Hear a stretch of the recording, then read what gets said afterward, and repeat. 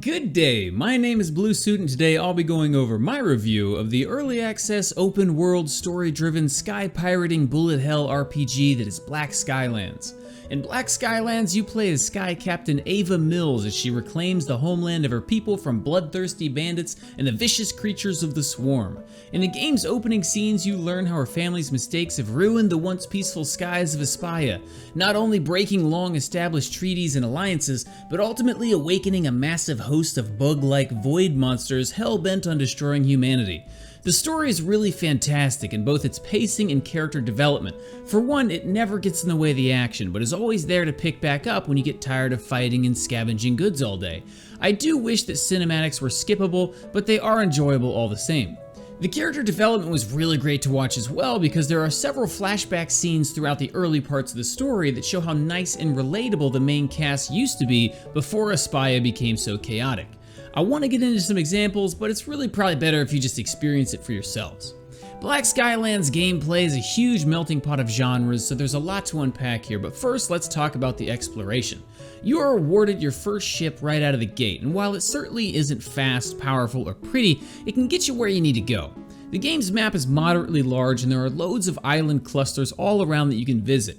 When Black Skylands begins, almost all of these outposts belong to bandits, and similar to the Far Cry series, you'll sail around slowly conquering the ones that you can handle. At first, I found that taking over these fortifications was a bit tedious because your starter ship is so slow and cumbersome. But once you improve your ship, it becomes a lot more fun. These colonies all have their own power levels and loot, and many even have side quests so you can help your fellow Sky citizens.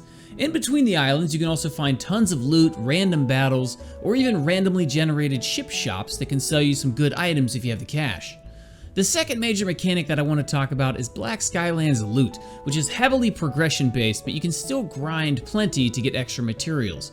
In the starter zones, you can find basic items like wood, stone, and tier 1 weapon mods, and as you move on, you eventually pick up rarer resources. What surprised me here is that it seems like these resources don't actually respawn, and the only way you can get more is through growing your own commodities and trading them in at shops and towns around the map.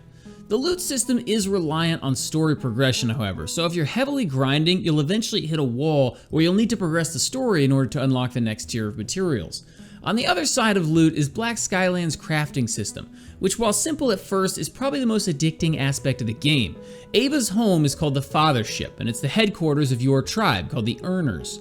There you can fill the ship's deck with buildings that provide a myriad of benefits like farms that can grow crops, armories to craft weapons, or a bar where Ava can gulp down some combat buffs. Most of these types of buildings can even be upgraded several times to unlock further capabilities later on in the game.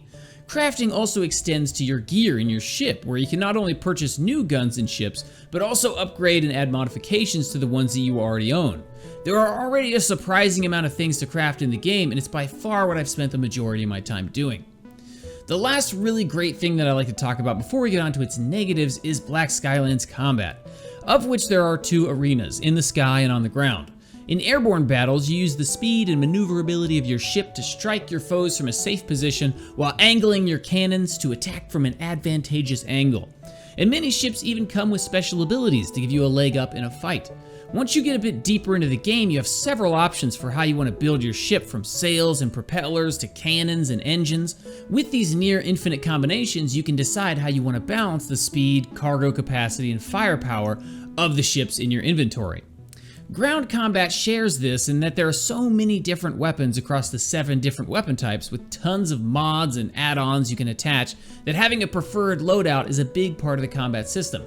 It is definitely a top-down bullet hell, and having lots of weapons to choose from makes it so much fun.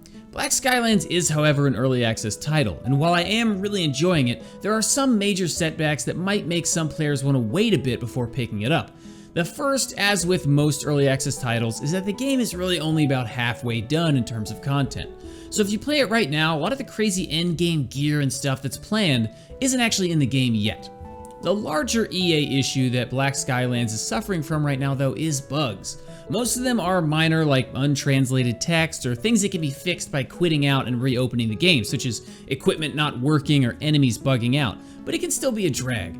There's one enemy type that attempts to steal your ship's inventory with a claw arm, but the arm can actually become detached and steal your entire inventory from off-screen, to include your ammunition and excess fuel.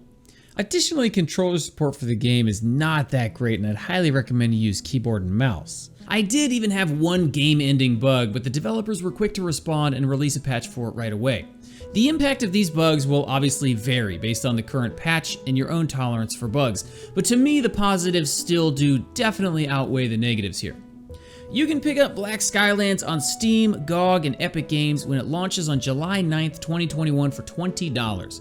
It does release with a hefty sack of bugs, even for early access, but it's a fantastic blend of gameplay styles that culminates in a well-told, addictive, crafting and fighting story and a fun-to-explore sandbox in the sky. So I'm valuing Black Skylands at $28, and I recommend that even if you don't pick it up right away, definitely keep this one on your wish list to pick it up at some point.